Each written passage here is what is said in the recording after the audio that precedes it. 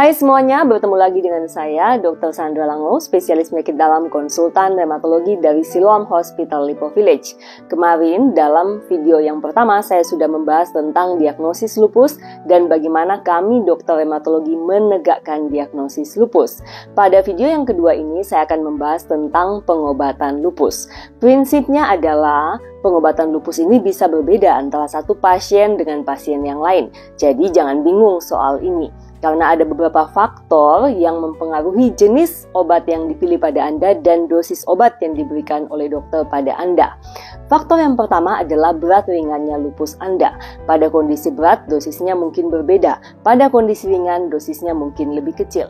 Yang kedua adalah tergantung organ apa yang terkena. Jadi, pengobatan lupus ginjal berbeda dengan pengobatan lupus otak. Yang ketiga, tergantung dari status kehamilan Anda atau rencana Anda ingin hamil dalam waktu dekat atau tidak. Jadi, hal-hal itu yang akan mempengaruhi pemilihan pengobatan. Nah, sekarang obat apa yang akan digunakan pada Anda?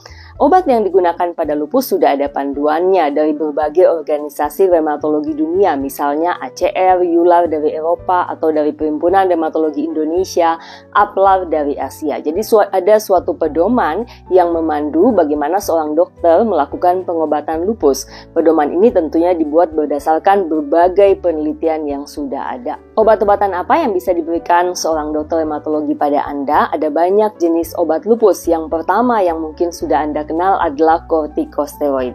Misalnya prednison, metilprednisolon. Biasanya diberikan pada awal-awal Anda terdiagnosis. Dosisnya beda-beda, yang berat mungkin tinggi, yang ringan akan mendapatkan dosis rendah. Biasanya kortikosteroid ini tidak akan digunakan jangka panjang atau dosisnya bisa diturunkan dan dokter akan menggunakan seminimal mungkin yang bisa mengendalikan penyakit Anda. Yang kedua adalah obat anti malaria. Ada dua jenis, hidroksikloroquine atau kloroquine. Obat ini sangat penting buat pasien lupus karena bisa meningkatkan kesintasan atau daya tahan hidup pasien lupus, mencegah trombosis, pembekuan darah, dan juga mencegah kerusakan organ pada lupus. Sehingga dalam hampir semua guidelines dikatakan ini merupakan obat wajib pada lupus kecuali jika ada kontraindikasi.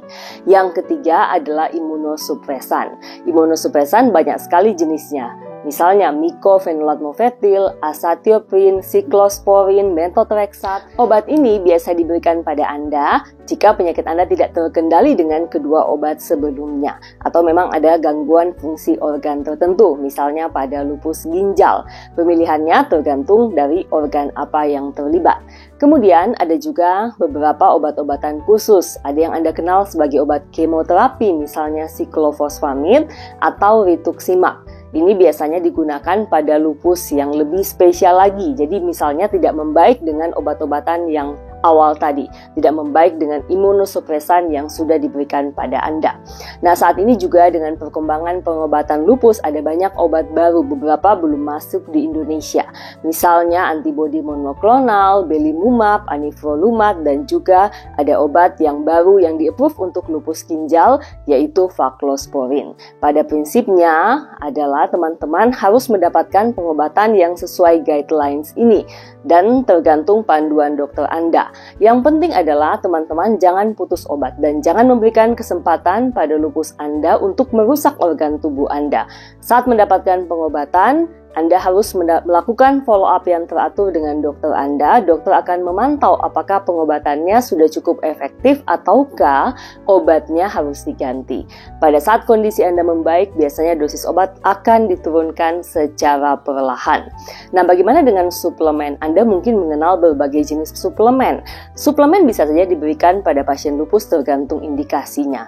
Misalnya kalau ada anemia, kekurangan zat besi, Anda akan diberikan suplemen tambahan zat besi. Kemudian ada dua suplemen yang cukup penting pada pasien lupus yaitu vitamin D dan kalsium. Ini penting untuk menjaga kestabilan lupus, kemudian mencegah osteoporosis dan berbagai fungsi-fungsi baik lainnya.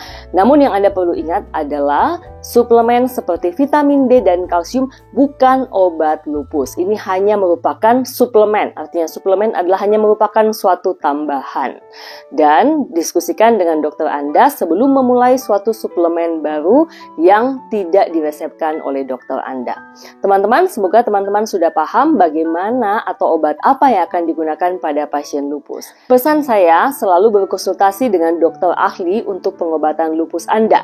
Jangan tergoda dengan obat-obatan yang belum terbukti pada penelitian ilmiah.